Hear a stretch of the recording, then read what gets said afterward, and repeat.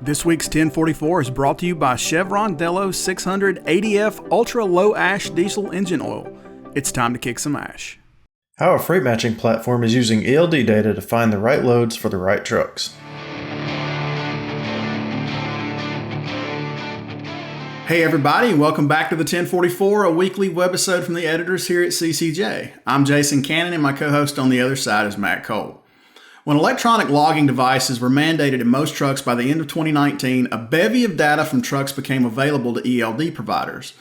One freight matching platform, FleetOps, is available on a number of ELDs and is using ELD data to improve its service. FleetOps works with shippers and brokers to match their freight with carriers through their platform embedded in certain ELDs. Through its platform, FleetOps captures hours of service, location, and engine data as well as carrier preferences. We spoke with FleetOps co-founder and CEO Chris Atkinson, who talked about the importance of ELD data to his company and how it can be used to help both shippers and carriers. I would describe FleetOps as a data layer.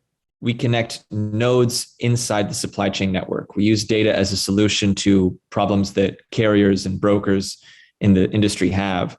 And more briefly, we match truck drivers with shipments. We're natively co-located inside of those applications. And if there's, any lack of familiarity with what the ELD is, it's a legally mandated monitoring device that drivers have to use. And that co-location means our product is embedded inside of it, which is what enables us to gain access to that data. FleetOps recently used data it obtained through ELDs to determine the 5 sleepiest states. Basically, these are the most common states where drivers are taking their 10-hour breaks, which Chris says helps his company ensure there is freight where it's needed most. We're trying to explore whether or not there are emergent patterns of mass driver behavior. That helps us better understand the market. That helps us better equip drivers with the tools they need to compete and get the best possible rates in this market. We're trying to determine preferences. We're looking at local regulations, gas prices. But before that, we want to make sure we know whether or not there are clear patterns that merit further investigation and will enable us to build up a deeper understanding of the market because of this data that we have access to. When you know where drivers are resting most, when you know where they're sleeping most often, you can begin determining what the common waypoints are for drivers. So where are they typically traveling? Where are they typically stopping? Those extended rest breaks in the middle of the country or in neighboring busy states tell you when drivers may be, taking a break in order to pick up a load elsewhere. So perhaps you're taking a break in Nevada to pick up or deliver something in California. Perhaps you're taking a break from Texas to take a rest in New Mexico. And I want to tell you, one of the biggest problems in this industry is how frequently trucks are empty. The estimates would be 1 in 5 to 1 in 4 times that you see a truck on the road, there is nothing inside of that truck. So this information about where a driver is resting helps us equip ourselves with the knowledge to ensure we're sending them a freight recommendation or we're sending them an opportunity after they complete a drop-off. The big reason why they're empty is after they complete a drop-off, they're driving very, very far empty to pick up that next shipment. We can help solve that problem when we better understand these patterns. Interestingly, the states Chris and his team at FleetOps found to be the most common stopping points for extended breaks aren't typically thought of as high traffic areas. But before we hear more from Chris, let's hear from 1044 sponsor, Chevron Lubricants. Protecting your diesel engine and its after-treatment system has traditionally been a double-edged sword. The same engine oil that is so essential to protecting your engine's internal parts is also responsible for 90% of the ash that is clogging up your DPF and upping your fuel and maintenance costs. Outdated industry thinking still sees a trade-off between engine and emission system protection, and Chevron was tired of it. So they spent a decade of R&D developing a no-compromise formulation. Chevron Lubricants developed a new ultra-low ash diesel engine oil that is specifically designed to combat DPF ash clogging. Delo 600 ADF with OmniMax technology cuts sulfate ash by a whopping 60%, which reduces the rate of DPF clogging and extends DPF service life by 2.5 times. And just think what you can do with all the MPGs you're going to add from cutting your number of regens. But Delo 600 ADF isn't just about aftertreatment. It provides complete protection, extending drain intervals by preventing oil breakdown. Before, you had to choose between protecting your engine or your aftertreatment system, and now you don't. 600 ADF from Dello with OmniMax technology, it's time to kick some ash.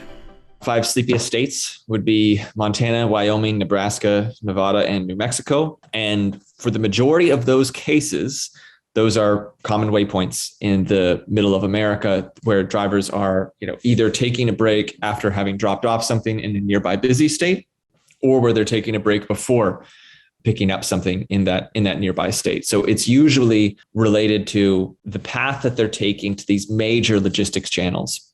I think that in many cases, perhaps they're trying to get out of congested urban areas to decrease potential for traffic holdups. And maybe they're avoiding certain areas in some cases. Maybe you avoid Southern California, temperatures warm and stuff like that. Chris said seeing Montana at the top of the list was a surprise, given the typical dynamics involved in freight movement that he sees in the ELD data. I'd also say it's somewhat interesting to have Montana stand out as a spot with large clusters of sleep time. When you're looking at how to help drivers navigate this industry and helping them optimize operations, one of the most interesting things you find is that the dynamics around the movement of freight vary a lot around manufacturing and consumer demand. So in some states, you have a lot of drivers driving into the state to drop something off because there's a lot of consumer demand there, but there may not be the same manufacturing base or the same port infrastructure. So you don't have as many things coming out of that state. And in those instances, it can tremendously affect instances where there's maybe more drivers than shipments or more shipments than drivers.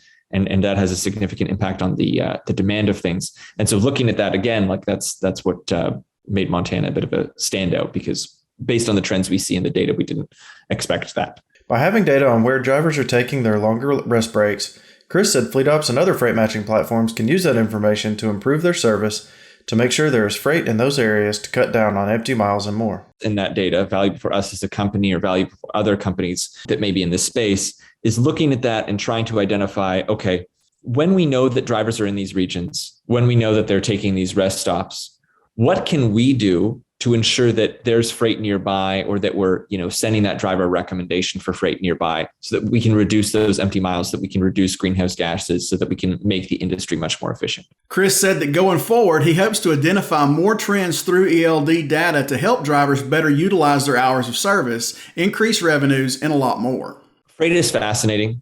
The markets are volatile.